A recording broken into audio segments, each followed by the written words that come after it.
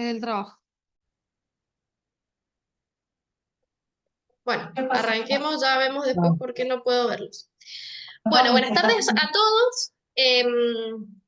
Me sumo al agradecimiento de Eli de que se hayan incorporado a la charla. Mi nombre, para los que no me conocen, es Natalie Suriano. Trabajo en la Dirección de Asuntos Legales y me han convocado para dar una pequeña charla, una capacitación respecto del régimen jurídico del agua en el marco de las evaluaciones de desempeño del 2024. En esta charla va a tener como una estructura para que no, nos guiemos, porque realmente por ahí lo que es el régimen jurídico no suena a todo el mundo, es algo bastante particular. Entonces vamos a ver primero aspectos generales del agua, y después vamos a tratar al agua como objeto jurídico, y allí vamos a ver cuál es la normativa nacional y la normativa provincial. Esa es la estructura más o menos de la charla. Entonces, a ver, Eli, no puedo pasar la filmina. ¿Me escuchan? Sí, Te sí. escuchamos ¿Me perfecto. escuchan? No, es que no, es que yo, como no los veo, no puedo pasar la filmina por alguna Sí, circunstancia. escuchamos. Las sesiones Nati, las A sesiones ver, de Zoom son como de espiritualismo, no sé, es como una sesión de que vos hablás y nosotros estamos en el más allá, así que dale ya lo sé, vos. pero como no los veo, pensé que, como no veo a ninguno, veo solamente la pantalla, digo, por ahí estoy hablando sola. Entonces, No, no, estamos acá, algo que me sucede seguido igual, te así que acompañamos. a ver si ahí puedo ver. Bien. Bueno, entonces, como les decía, les había marcado cuál va a ser la estructura de la charla. En principio sabemos que el agua es un recurso natural, pero también es un recurso económico y social, también es un recurso político, y ya vamos a ver algunos aspectos, es también un recurso cultural y religioso. Nosotros vamos a circunscribirnos a ver al agua como un recurso natural, un recurso económico y social dentro de lo que sería como el objeto jurídico, ¿sí? Bien, a ver ahora si puedo pasar la filmina. Ahí está. En primer lugar, me gustaría dar un dato que es el agua a nivel mundial. En el mundo tenemos el 97,5% de agua salada y el 2,5% de agua dulce. De ese 2,5% de agua dulce, teniéndolo en cuenta que es el 100% ahora hablando, el 69,7% de glaciares, el 30% de acuíferos, el 0,3% ríos y arroyos, y solo el 0,07% del agua está disponible para el consumo humano. Por lo tanto, hay agua, pero tenemos poca disponible. Y es por eso que requiere una regulación. En esta filmina lo que podemos ver es que del agua dulce en el mundo, estamos comparando acá la cantidad de agua dulce en el mundo y la cantidad de población. En América del Sur tenemos el 26% de ese agua dulce y un 6% de población que necesita utilizarla, pero miremos el gráfico o la fotografía de Asia, en donde hay el 26% de agua, pero el 60% de población que la necesita. Y eso también, o esta diferencia y escasez que hay, también se ve en Europa y en África, ¿sí? ¿Y por qué les decía recién que también es un recurso político? Bueno, porque vamos a ver a continuación, creo que es, bueno, en la próxima, cómo afecta a las políticas de Estado y políticas económicas entre los países. Lo digo en la filmina, no la siguiente, la otro tema que veníamos viendo es el tema de la disponibilidad del agua, porque una cosa es que exista agua y otra cosa es la disponibilidad que tenemos. Y en este punto lo que tenemos que ver son dos características. Disponibilidad en cuanto a la cantidad y calidad del agua, porque podemos tener agua, pero no tiene la calidad, como por ejemplo estamos viendo estas fotografías en donde están llenas de basura y contaminadas, o surtidores en donde no salen porque no hay, o el gráfico de la escasez. Y después lo que tenemos que ver es el acceso, o sea que tenemos que tener, para que sea disponible, cantidad de agua, calidad de agua y un acceso posible. Algunas personas tienen que acarrear el agua y esto sucede hoy en día, en tachos, y otros que estamos más beneficiados, abrimos la canilla.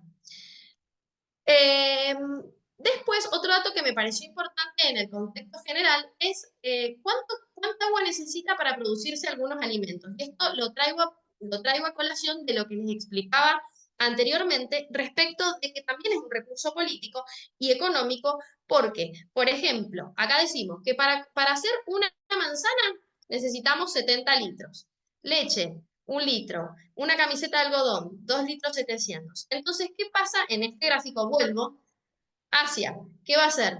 Es preferible importar ese tipo de productos en donde nosotros que tenemos agua lo podemos producir y ellos no solamente van a importar el producto, sino también trae aparejado ese agua en la cual no tienen. ¿Se entiende?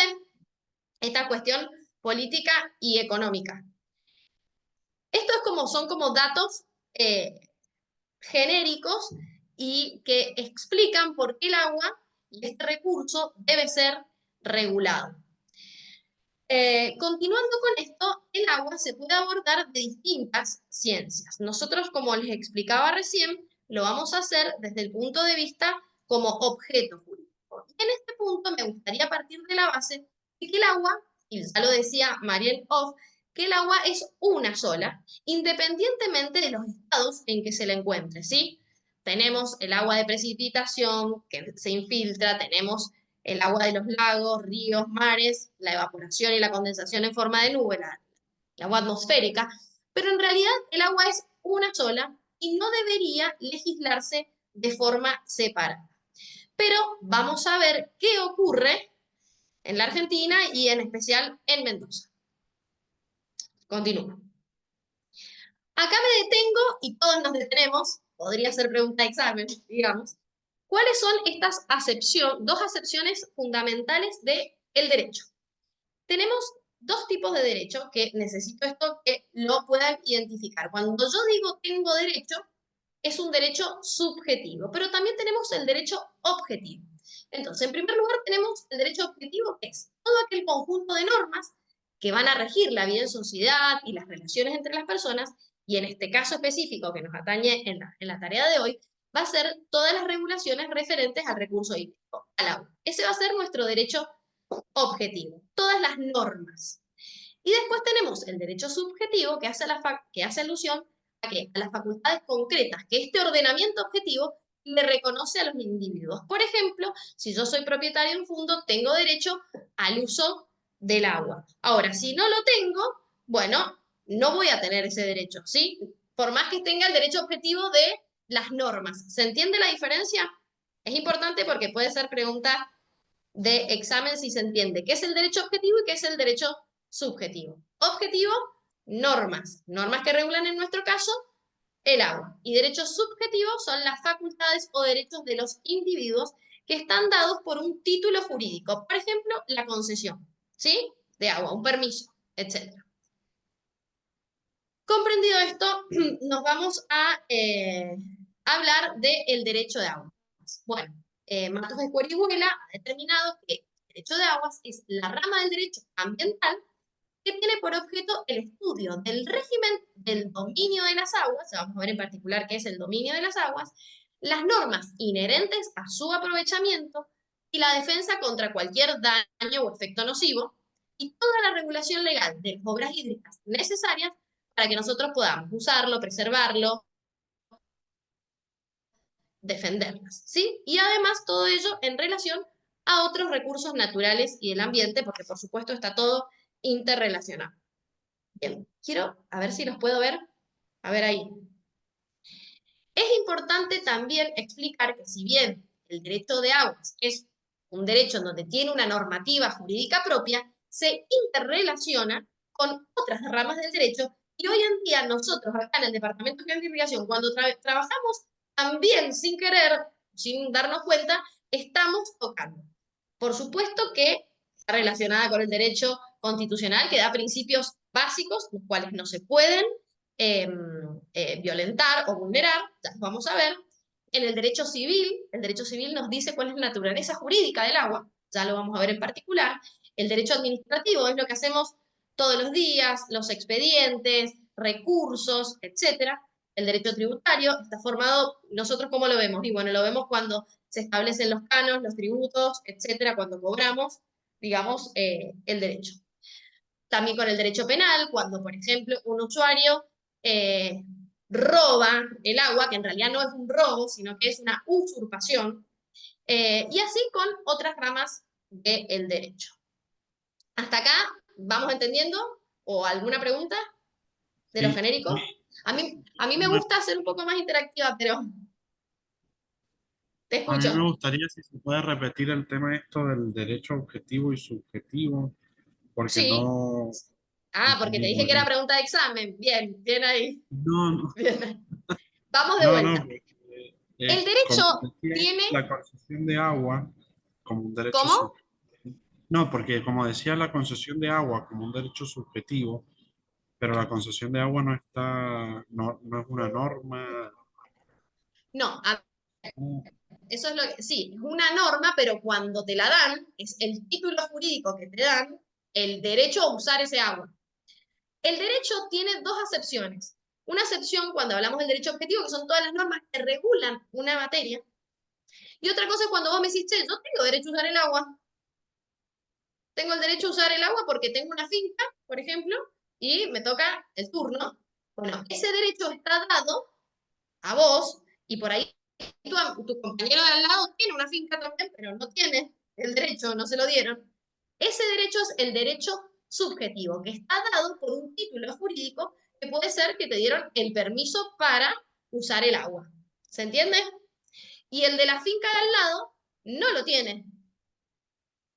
Te lo voy a dar con otro ejemplo. O cuál es la problemática que tenés con ese ejemplo en particular. Tomás, ¿me escuchás?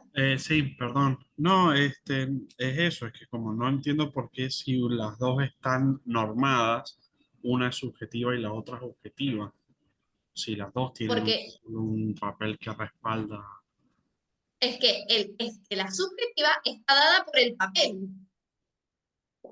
El derecho objetivo es la norma escrita, el código, la ley. ¿Se entiende? La ley es el derecho objetivo. Y el subjetivo es el que tiene la persona. No todos tienen, a raíz de esa norma, un derecho. Es la facultad que vos tenés. A ver, vuelvo a la filmina. Ok, entonces tiene que, Hace alusión a las facultades concretas, el derecho subjetivo hace alusión a las facultades concretas que el ordenamiento le reconoce a los individuos, dentro del marco del derecho objetivo. ¿Sí? Es una prerrogativa atribuida en su interés, en el interés de un individuo, que le permite gozar o usar algo, ¿sí? O exigir una prestación. y por ejemplo, para que haya derecho A subjetivo, vos, la norma te dice que te pueden dar agua. Ahora, si vos cumpliste con los requisitos para que te la den, te la van a dar y vas a poder usarla. Pero el de al lado puede que no haya cumplido con los requisitos. Entonces entonces no se la van a dar. es una condición necesaria que haya derecho objetivo para que exista el subjetivo, Y ¿o no? sí, el que te lo da. Te dan el derecho subjetivo dentro del derecho objetivo. Ok, El derecho objetivo es la norma. La sí, norma creo escrita. que se entiende un poco mejor. ¿Sí? ¿Alguien más no lo ha entendido? O, porque si no lo profundizamos, no tengo problema. Sí, sí, está claro. Bien. Bueno, venía hablando entonces que tenemos relaciones con otras ramas del derecho y nos vamos a detener ahora en especial en, bueno, nuestra Constitución Nacional y en el derecho privado. Entonces acá vamos a empezar a hablar del agua desde el punto de vista, digamos, de la normativa real jurídica, desde el punto de vista nacional. Entonces, allí tenemos el artículo 41, incorporado en la reforma, donde dice que todos los habitantes gozan del derecho a un ambiente sano, equilibrado, apto para el desarrollo humano y para que las actividades productivas satisfagan las necesidades, que esto es importante, presentes, pero sin comprometer las generaciones futuras. Esto antes no existía y uno hacía uso y goce de cualquier recurso de forma indiscriminada, podía ser, pero hoy nos establece la Constitución Nacional un principio muy importante que es sin comprometer las generaciones futuras. ¿Sí? Y esto es lo que viene a colación, o lo que vamos a ver después, en donde nosotros tenemos que preservar, tenemos que lograr la mejor eficiencia en el uso del recurso para no comprometer estas generaciones, las generaciones que vienen. y por eso tenemos el deber de preservar. También la Constitución Nacional, en el artículo 75, habla de, son cuestiones que tienen que ver con el derecho de agua, no específicamente el nuestro, pero que reglamenta cuestiones del agua, como la libre navegación de los ríos interiores, habilitar puertos, tiene ciertas, digamos, normativas que hablan de no solamente el recurso hídrico, sino de todos los recursos naturales. Y el más importante de todas las normativas, por lo que vamos a ver en lo subsiguiente, es el artículo 120, eh, perdón, sí, el 124, en donde nos dice que corresponde a las provincias el dominio originario de los recursos naturales existentes en su territorio. Y es derivado de ello por el cual nosotros tenemos nuestra legislación propia respecto al agua, al margen de las pautas y principios que nos va a dar la Constitución, perdón, y el Código Civil y Comercial de la Nación. Les muestro la filmina anterior que la tenía cambiada, pero este es el orden jurídico argentino, ¿sí? Se llama pirámide de Kelsen. Esta pirámide, ¿qué nos muestra? De un lado nos muestra el ordenamiento jurídico nacional, del otro lado vemos que se puede traspolar a lo que es el ordenamiento jurídico provincial. Nosotros tenemos como norma superior nuestra Constitución Nacional y todos los tratados internacionales, en el caso nuestro, que están en el de los derechos humanos, todo lo que es del ambiente, tiene jerarquía constitucional. Es decir, que todos los principios que surjan de esa Constitución no se pueden cambiar, no se pueden tocar, no se pueden vulnerar. Y todas las normas con menor jerarquía, ya las vamos a ver cuáles son, no pueden vulnerar ninguno de esos derechos o principios que han sido establecidos. Y así sucesivamente, es como una escalerita. O sea, la Constitución Nacional nos da principios y una ley, un decreto o una resolución del HTA no puede vulnerar ni violentar esos principios. ¿Se entiende eso?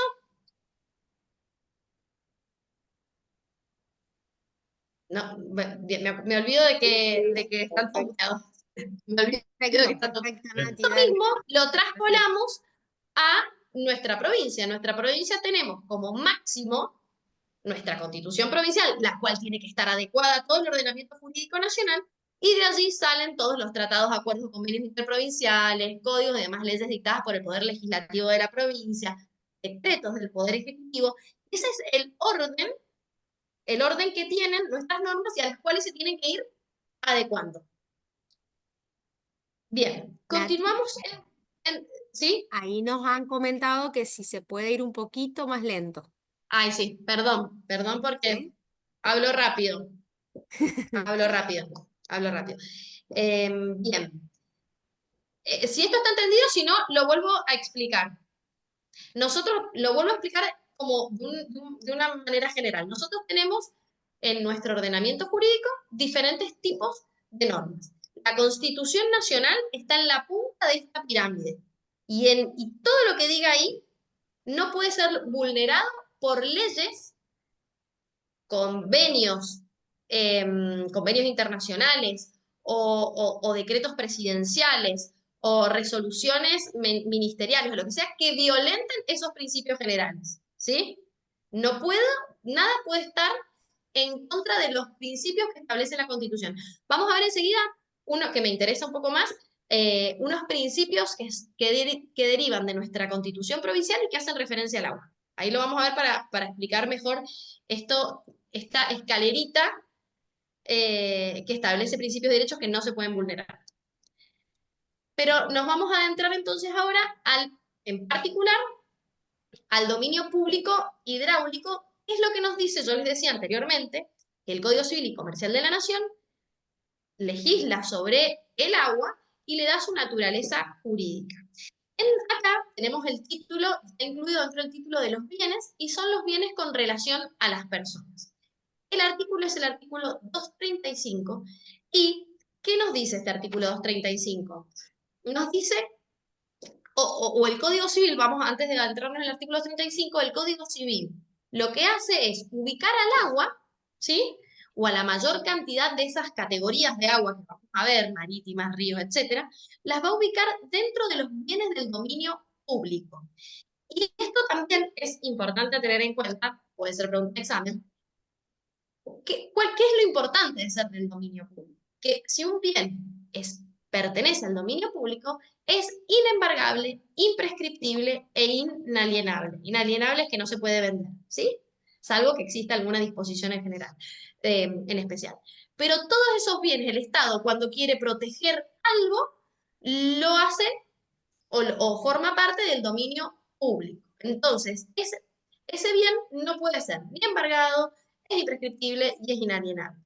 Voy a poner un ejemplo, no con el agua, sino con otra cosa para que esto se entienda mejor. Por ejemplo, una plaza es un bien del dominio público, ¿sí? Si yo me instalo con una carpa ahí y pasan 20 años, no voy a adquirir el pedazo de la plaza por haber estado ahí 20 años, una prescripción adquisitiva, ¿sí? Aunque esté ahí, no me van a dar ese título, ¿se entiende? Puse este ejemplo porque es el más común que se escuchan de prescripciones adquisitivas de propiedades. Bueno, en este caso, las plazas son de dominio público, por más que me asiente ahí y haga una construcción, etcétera, nunca lo voy a poder adquirir por prescripción adquisitiva, ni tampoco me la van a poder vender, ¿sí? Bien, dentro de estos bienes del dominio público tenemos el marítimo, nos dice este artículo cuál es el agua, mejor dicho, que pertenece al dominio público. Bueno, tenemos el mar territorial, hasta las instancias que los tratados internacionales lo determinen, las aguas interiores de bahías, golfos, puertos, etcétera, son del dominio público. Después, esta sí nos interesa, el dominio público fluvial, porque es la que nosotros por ahí manejamos, que son todos los ríos, arroyos, todas las demás aguas que corren por sus cauces naturales, las lagunas, etcétera, que este sí es el que vamos a desarrollar en un ratito, también es del dominio público del Estado. Las aguas atmosféricas, que esto, bueno, es nuevo, antes no se encontraban legisladas las aguas atmosféricas, que son todas aquellas que están en el espacio subyacente del territorio y también en las aguas jurisdiccionales, es decir, sobre el mar, en la porción que nos corresponda con los límites con otros países, que antes no se encontraba regulada. Antes del Código Civil, la reforma del Código Civil. Y después ahora nos preguntamos, ¿tenemos bienes del dominio privado del Estado del agua? ¿Tiene algún dominio privado? Bueno, el artículo 236 nos dice que son bienes del dominio privado del Estado los lagos no navegables que carecen de dueño, ¿sí? Bueno, por ejemplo, un ejemplo, los de la Patagonia, por ejemplo. Ahora, ¿cuál es el problema acá? Que si son del dominio privado del Estado, no tienen más estas características de inembargables, imprescriptibles e inalienables. Entonces, ¿qué pasó con esto en Mendoza? Que Mendoza tiene una ley, que es la única que la tiene, la ley 9190, en donde en su artículo primero dice, aféctese.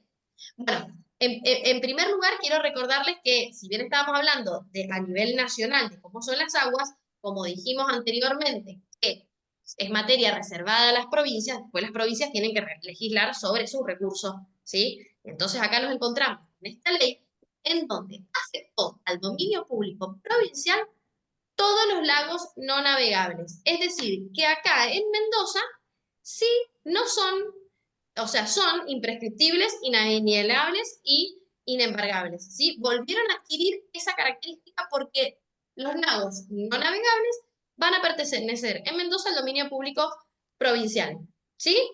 ¿Esto se entendió? Porque podría ser pregunta de examen también. Entonces, ahora, ¿qué significa la navegabilidad? Sería bueno, porque a ver, si yo voy al Nahuel Huapi y me pongo en un barquito, voy a poder hacerlo. Esta característica de navegabilidad está dada por un fallo de la Corte Suprema de Justicia, en donde ha dicho que para que un lago sea navegable es necesario que tenga esa navegación un contexto económico. Es decir, que yo pueda comerciar o llevar personas con fines económicos, no que me pueda subir en un barquito a pasear, ¿se entiende? La navegabilidad o no navegables tiene que ser porque no hay algún intercambio o algún aprovechamiento económico. Bien, y después la única agua, digamos, privada, entonces, que existiría ahora son las aguas que surgen, las aguas de fuente, que surgen en los terrenos de los particulares, pero que no formen cauce natural, ¿sí? Antes de la reforma del código se hablaba de las vertientes, pero hoy en día el código no habla más de vertientes y toda aquella que forme cauce natural pasa a ser del dominio público. ¿Se entiende? Solo es privada la agua de fuente y es muy importante tener en cuenta que si después ese agua privada, digamos, es requerida por alguna cuestión de orden público o de interés colectivo, puede ser limitado su uso. Y esto nos lo dice el artículo 240 de la Constitución Nacional, que dice que todos esos bienes con relación a los derechos de incidencia colectiva, como es el agua, tiene una incidencia colectiva, esos derechos, el ejercicio de esos derechos, de cómo lo uso, el ejercicio de esos derechos individuales sobre los bienes mencionados del agua que vimos, eh, deben atenerse, digamos, al interés público y no puede afectar ni el funcionamiento, ni la sustentabilidad de los ecosistemas, ni la flora, ni la fauna. Es decir, puede ser de un particular, pero ese uso y goce va a estar limitado a que se respeten estas cuestiones.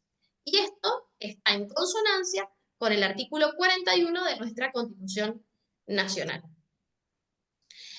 Acá, este es un cuadro del ciclo hidrológico que vimos recién, en donde nos dice cuál es agua pública, cuál es agua privada, etc. Privada del Estado, los lagos no navegables.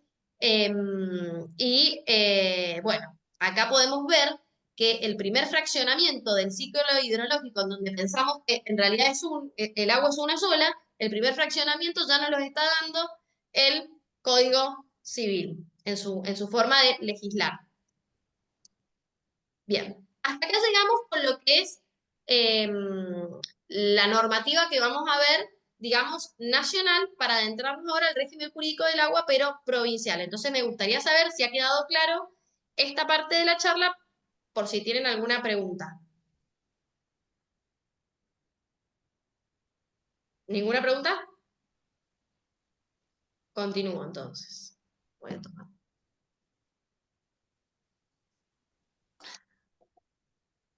Bien, en este punto vamos a ver qué pasa en Mendoza. Bien. Nosotros en Mendoza, lo que todos conocemos, sobre todo por trabajar en irrigación, es que tenemos en materia de recurso hídrico, en legislación, la Ley de Aguas de 1884. Además de eso, tenemos estos hitos históricos que ya hemos estado hablando de la normativa que tiene la Constitución Provincial, que ahora la vamos a ver, la que tuvo la Nacional y el Código Civil, que ya lo vimos. Pero además de esta Ley de Aguas, tenemos más de 120 leyes posteriores, más de 200 reglamentaciones que ha realizado el HTA, más la jurisprudencia, es decir, el decir de los jueces, lo que dictaminan los jueces en caso de conflicto, y doctrina que hay. Ahora, la ley de 1884 no es la primer legislación de agua, sino que es la primera legislación que ha emanado de una legislatura, ¿sí? Porque anteriormente teníamos la reglamentación de aldao, disposiciones de los huarpes, de Santantí, etc. O sea, se venía regulando en otro formato el aprovechamiento y el uso de este recurso. Y aquí es en donde me quería adentrar, que es lo que les explicaba en la filmina de la pirámide de Kelsen, que yo le decía que hay cosas que nosotros en las leyes posteriores no se pueden tocar. Bueno, en nuestra provincia, los principios de política hídrica se encuentran en nuestra constitución provincial. De allí surgen la inherencia, la participación, la autoridad única y descentralizada del Departamento General de Irrigación, la necesidad de hacer las obras hídricas mayores, la administración por cuenca, la concesión legal, ese derecho que estábamos hablando recién, la planificación hídrica territorial y la autarquía financiera que tiene el Departamento General de Irrigación. Estos principios, ¿sí? No pueden ser modificados por leyes posteriores, ¿sí? Ninguno de ellos puede ser alterado. Son principios que no se pueden modificar salvo que se modifique la Constitución. Es decir, un código, una ley posterior, no puede ni erradicar ni modificar estos principios. Esto es muy importante, ¿sí? Sobre todo, me gustaría que esto lo tengan en claro, sobre todo porque si han visto que el Departamento General de Irrigación está promoviendo junto la realización o la sanción de un código, muchas veces se ha visto en algunas charlas diciendo que se iban a eliminar algunos de estos principios y esto es imposible, no se puede. Cualquier norma que altere algunos de estos principios, la justicia la va a considerar como inconstitucional, ¿sí? Entonces, no pueden estos principios ser modificados por leyes, ni códigos, ni ninguna otra normativa posterior. Como les decía recién, nosotros tenemos la ley de 1884 y todas estas leyes que rigen al recurso hídrico en la provincia. Miren la cantidad, acá tenemos otra. Esta es la ley de aguas, pero en este gráfico lo que queremos demostrar es que esa ley de aguas de 1884 se ha visto modificada y se encuentra derogada en más del 30% y ha sido modificada.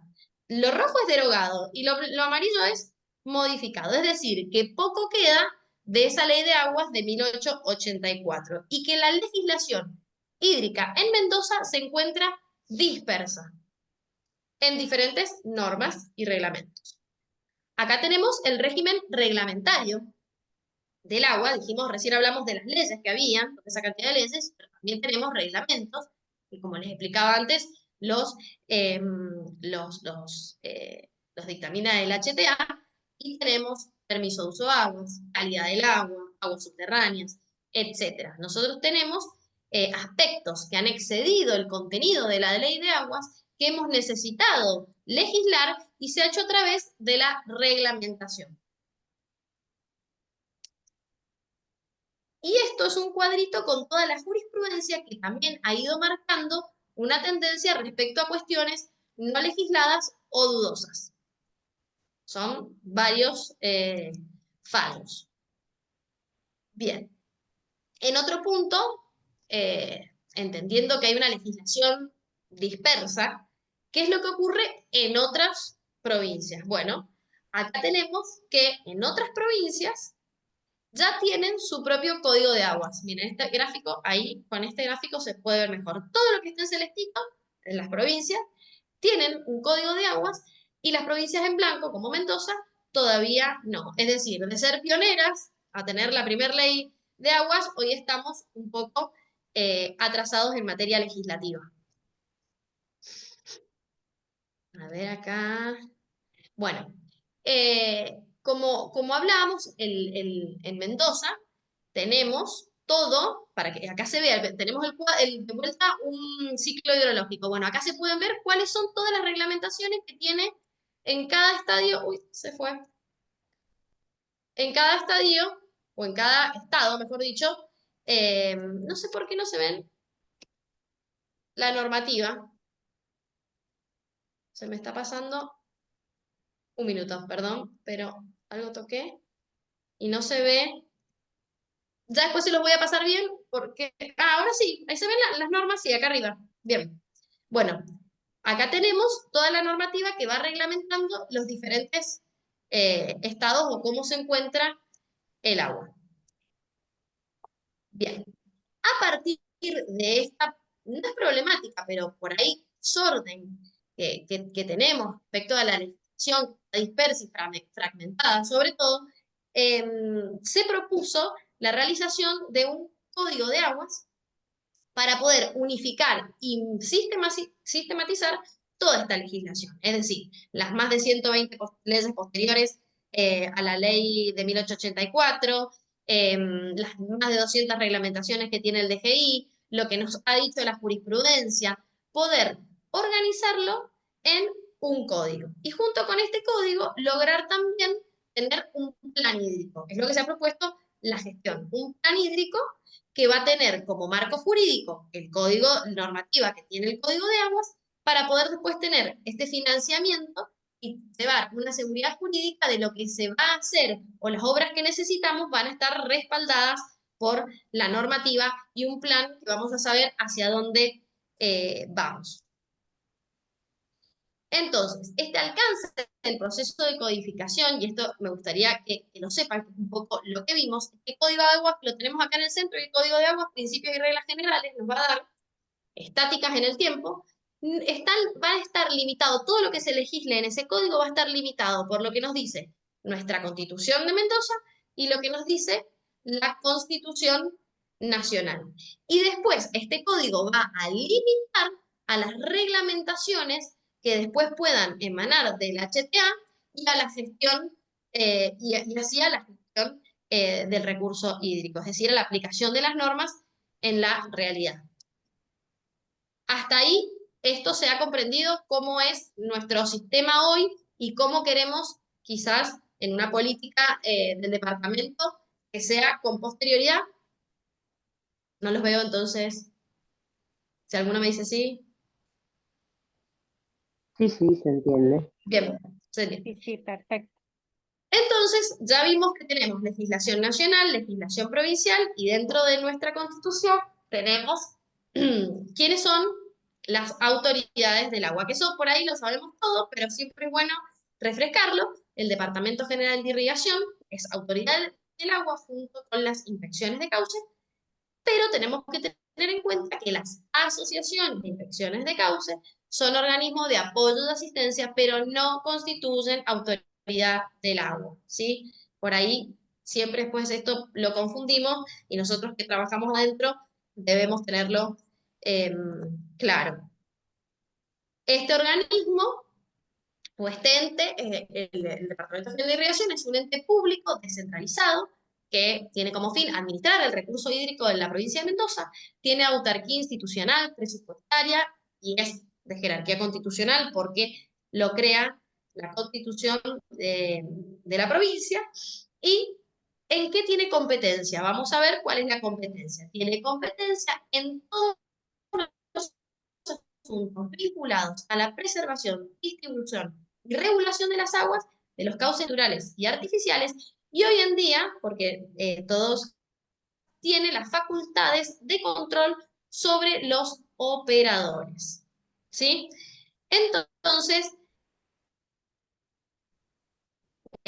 acá traigo a colación también una cuestión que con esta nueva facultad, el Departamento General de Irrigación ya debería pasar a llamarse Departamento General de Aguas, ¿sí? Que es algo también innovador que se ha planteado en el código. Esta descentralización geográfica y administrativa está marcada porque tenemos las 5 subdelegaciones y una jefatura de zona. No sé si hay participantes de todas las subdelegaciones acá vimos algunos antes de comenzar la charla. Tenemos 17 asociaciones de inspecciones de cauce, recordar que no son autoridad del agua, y 138 inspecciones de cauce. Esto también a tener en cuenta porque puede ser una pregunta cómo es que es el organigrama del departamento.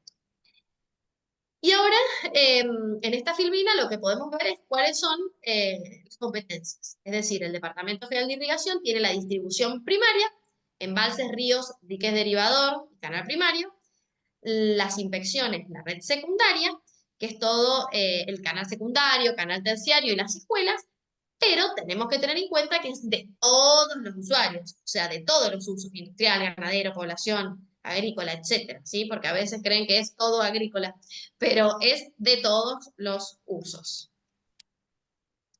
El Departamento General de Irrigación es el policía de las aguas. Voy a pasar rápido porque creo que se nos está pasando el tiempo y me quedan algunas filminas. Esto es lo que nos determina. ¿Cómo está estructurado organizacionalmente? Tenemos al superintendente, al honorable tribunal administrativo y al honorable consejo de apelaciones. De superintendencia se derivan las 5 subdelegaciones y la jefatura de zona.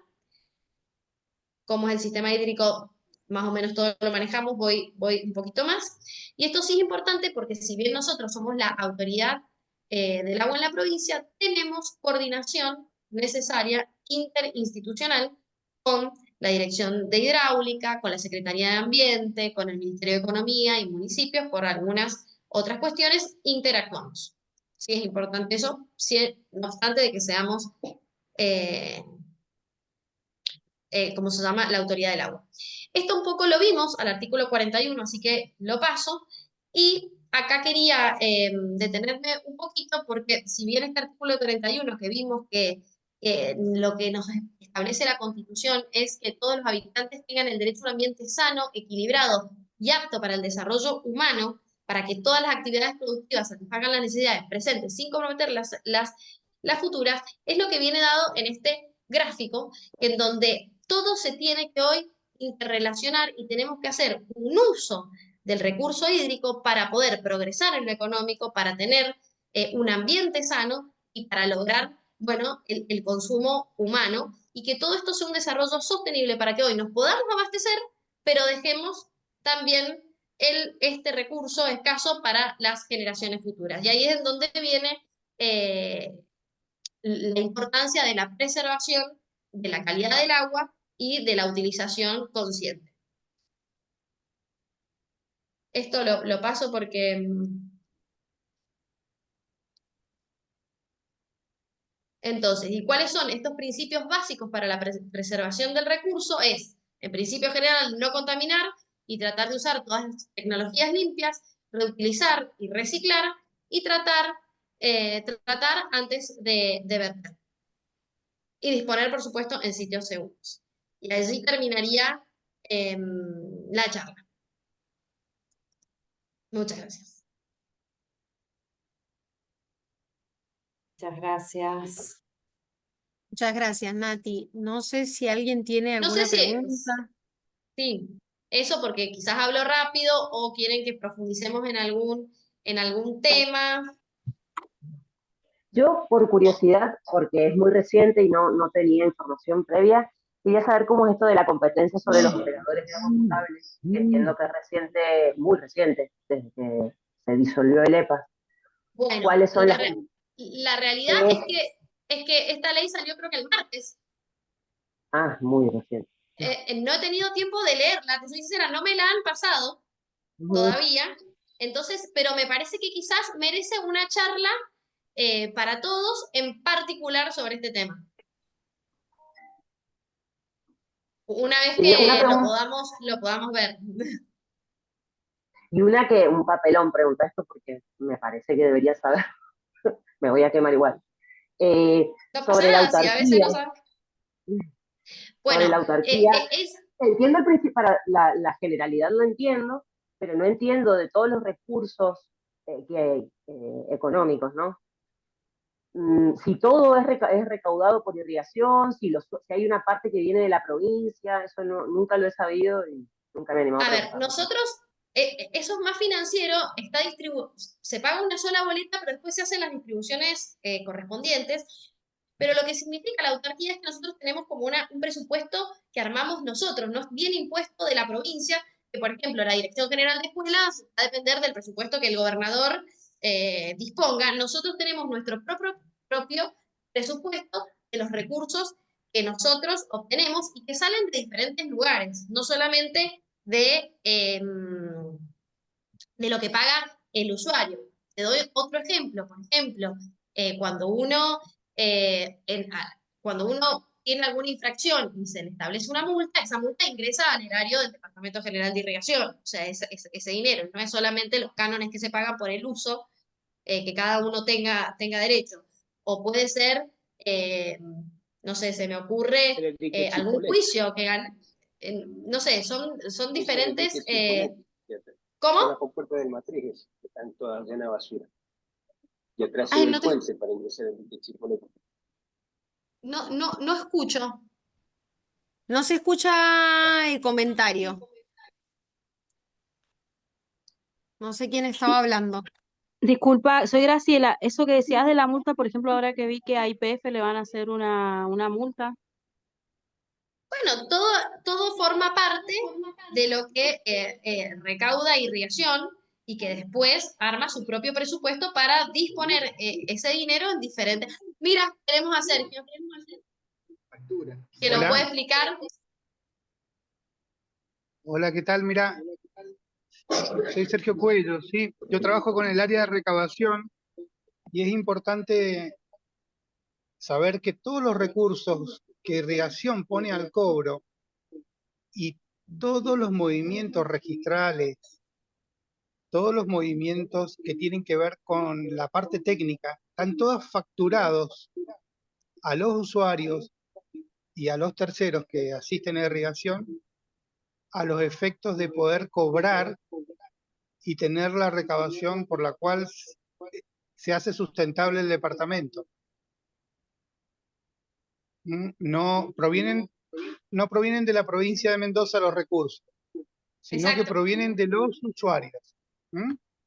Específicamente, todos los conceptos que se ponen al cobro en irrigación provienen de los usuarios, a excepción Eso de sí, las obras mayores, en la cual la provincia se hace cargo de una parte y el resto se pone a reembolso de los usuarios. pero Sergio, Pero, el Departamento General de Irrigación no solamente recauda lo de los usuarios, sino también, no sé, por ejemplo, te lo pregunto porque un ¿sí? dictamen sectorial, para que el departamento emita un dictamen sectorial, se paga Todos los un, conceptos se pagan, un canon. todos los trámites Entonces, se todo pagan. eso, exactamente, todo eso empieza a formar parte de la recaudación que tiene irrigación, Exactamente, sin duda. para luego después armar el presupuesto. Exactamente. Acordate que todos los movimientos que hace un escribano, que hace cualquier persona que se presenta ante el departamento, requiere un código en la cual nosotros le cobramos un monto. Está Exacto. presupuestado y está todos los años lo modificamos. Así Hola que es Natalie. importante que sepan que los recursos provienen del presupuesto directamente.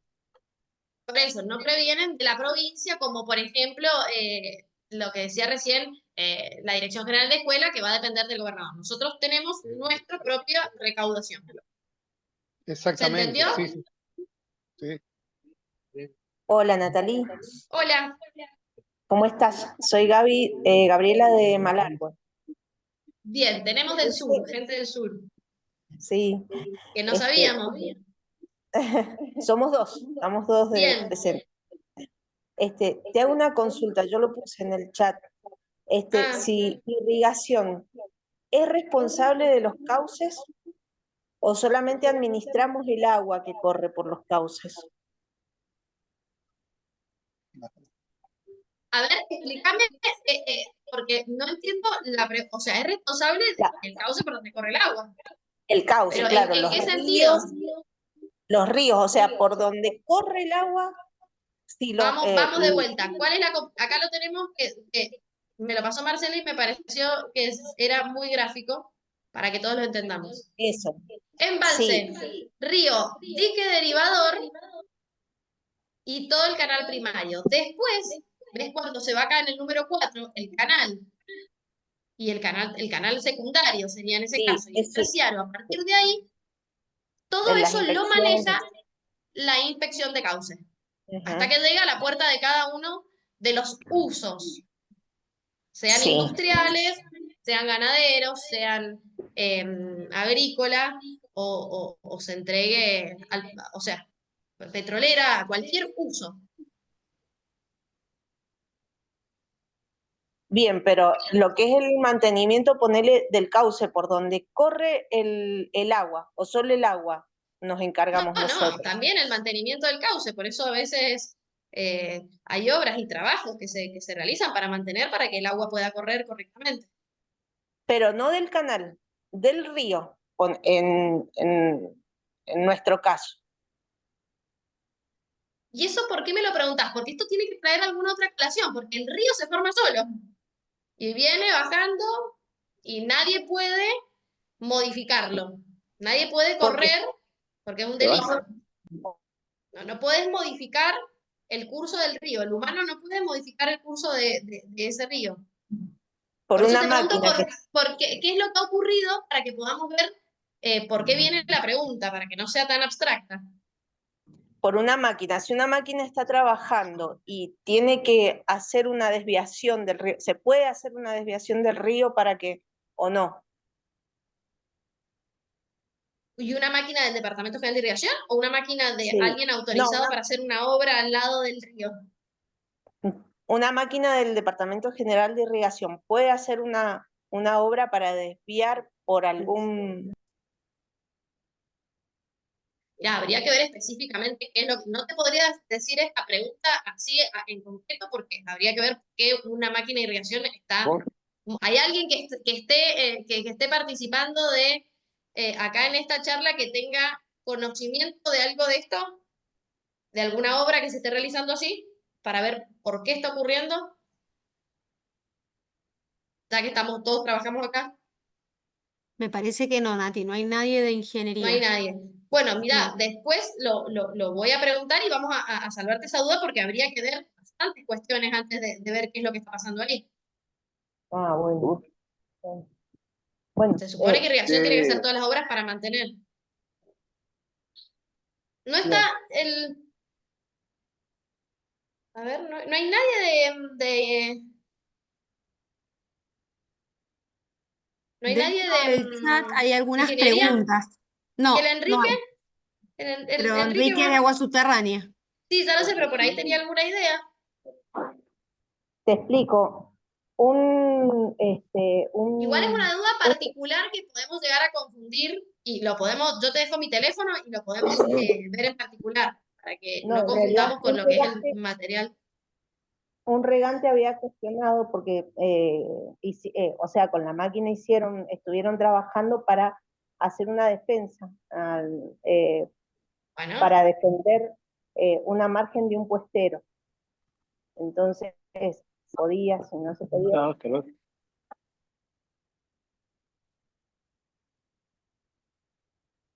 Perdón. Perdón, que justo entró una llamada.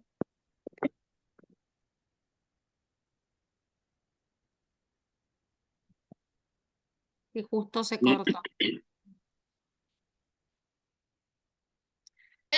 o anota mi teléfono y lo vemos en particular. O ponelo él y no sé dónde se puede poner mi teléfono.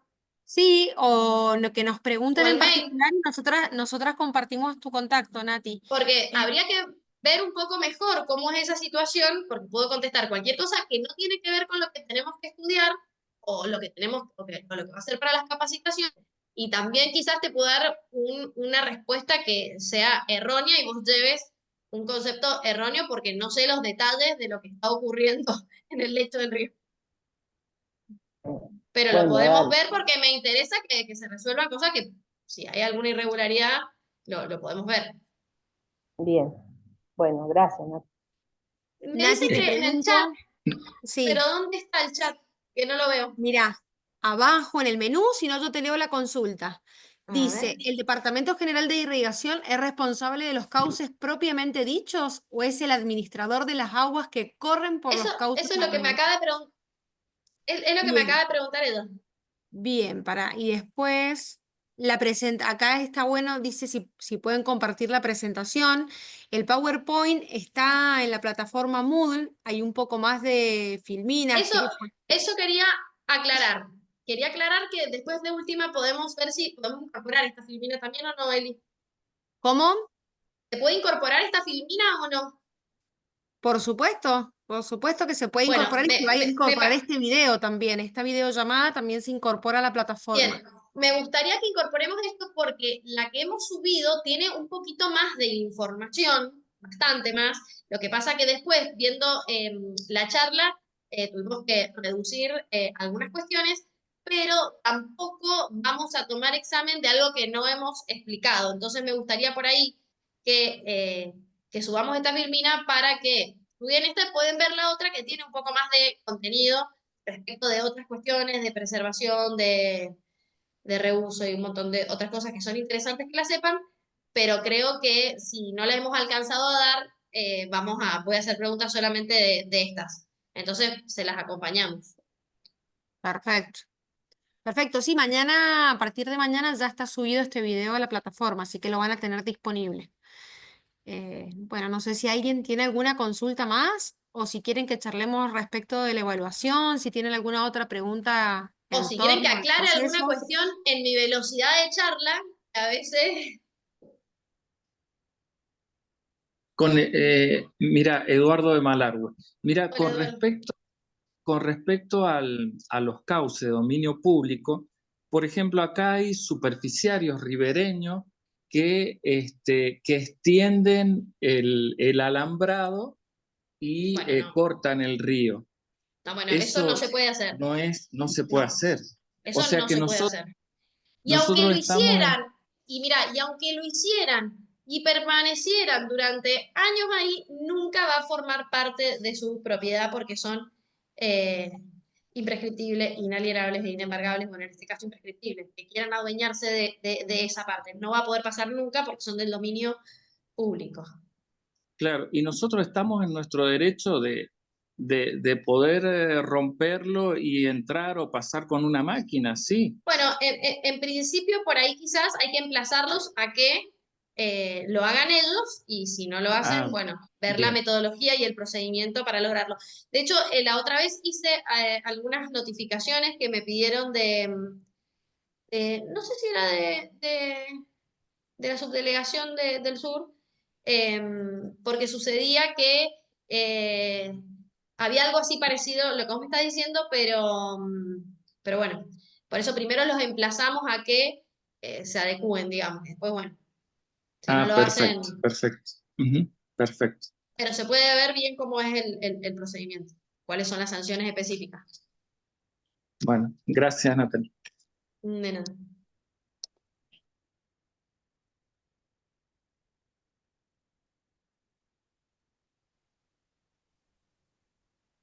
Bueno, no sé si alguien más quiere hacer alguna consulta. Creo que ha estado bastante claro. Hola, La tía pará, ¿me puedo hacer una pregunta a la Natalie? Perdóname. Por Hola. supuesto, María Marta, por Mira, supuesto, te no escuchamos. te escuché y es tu nombre, pero, o sea, sos vos, pero no te había visto. ¿Viste? No, no, acá estoy, te estoy escuchando. Che, Natalie, escúchame, vos me decís que no se puede em, apropiar de terrenos públicos del Estado, como es el caso de un cauce. Pero y Sí. cuando vos haces, por ejemplo, esos títulos supletorios para accesión, porque el río se corrió y la gente, el ribereño, presenta un juicio para quedarse con ese terreno que ganó del río. Eso es posible, y entonces sí es accesible al particular. ¿O no? Pero una cosa es que el cauce natural, o sea, Sí, te hago una pregunta, María Marta, a ver si nos entendemos en este sentido. Yo tengo acá el río. Pará, voy a hacer un gráfico. está bien, pasa por un determinado lugar. Sí, Pará. Este es el río. ¿Se ve o no? sí, Y de pronto se sí, sí, desprende una parte de tierra, se desprende una sí. parte de tierra y se anexa, me decís, acá abajo. ¿Sí? Una parte de tierra. El río se corre, el cauce se corre, el cauce natural se corre y Obviamente, porque si genera el cauce un natural se espacio mayor de corre, tierra. si el cauce natural se corre, el dominio público es del cauce. Pero el pedazo Sí. de tierra que quedó afuera, no. ¿Me entendés? Ajá. El O sea, particular puede en ese caso, apropiarse la de esa tierra. accesión de No puede. ese terreno, Sí, mirad, la accesión que tuvo de ese terreno o que se desprendió y se unió en otra tierra abajo, que puede suceder, o el río cambió, yo creo que en ese sí. caso ya el dominio público es sobre donde el nuevo cauce. Que ¿Me es lo que entendés? delimita la línea de Rivera. Exactamente. Ahora, lo que está ahí afuera, sí, para mí sí es susceptible de ser adquirido porque no es más del dominio público. A pesar de que originalmente empezó después de dominio público porque por ahí va el cauce. Antes iba el cauce ahí, pero ya no está más. Ahora se corrió y es del otro lado. Mira, Ajá. lo debería analizar bien, pero entiendo que en ese caso sí es susceptible de apropiación ese terreno. Ajá. Por eso yo entiendo que son casos específicos Que y son por ahí. que no es No es lo lo normal regular. porque hay que cambiar Claro, ese son curso, casos etcétera. excepcionales. Pero en ese caso me da la sensación, a ver, seguramente se hace un juicio y ahí hay que ver qué es lo que pasó y Claro, por cómo lo supuesto. defiende cada uno, cada una de las partes. Pero en ese caso me Sí. parece que podría. Ahora, lo que no podrían, por ejemplo, es, no sé, por decirte, está el cauce en donde corre el río natural, y voy y me pongo y me hago una casa.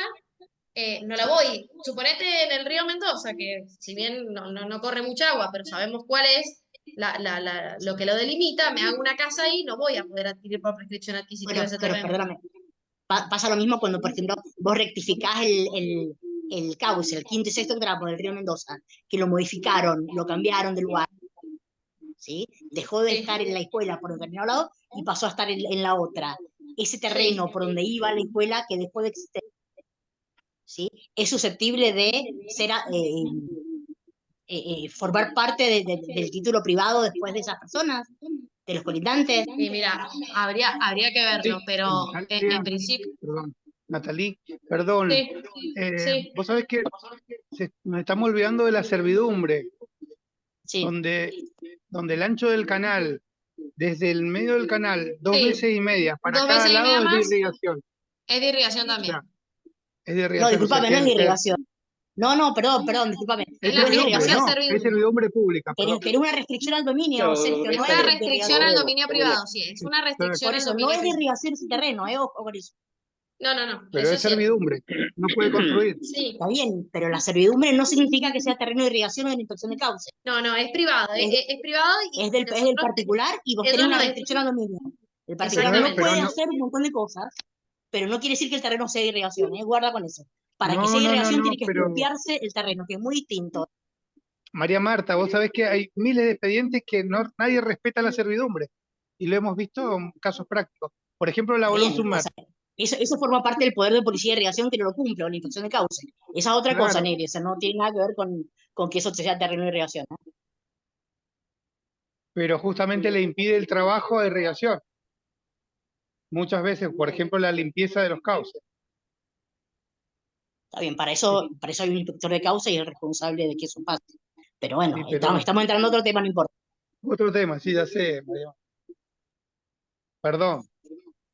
Chicos, no se peleen, son todas cuestiones que son discutibles, se llevan a la justicia y después hay que ver qué dicen nuestros magistrados. Nos Pero sí es vamos verdad a Natalie. que la servidumbre, para que esto no quede, no quede, digamos, En duda.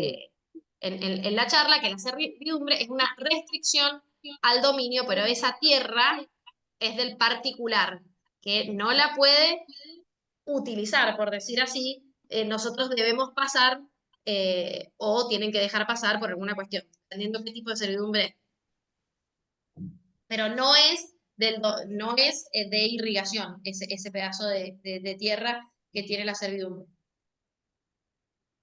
Bueno, Nati, perfecto. No sé si quiere alguien acotar algo. Si no damos por terminada la capacitación, la idea es que puedan acceder al material, a este video también a partir de mañana. Y cualquier duda, bueno, estamos con Guada para poder ayudarlos.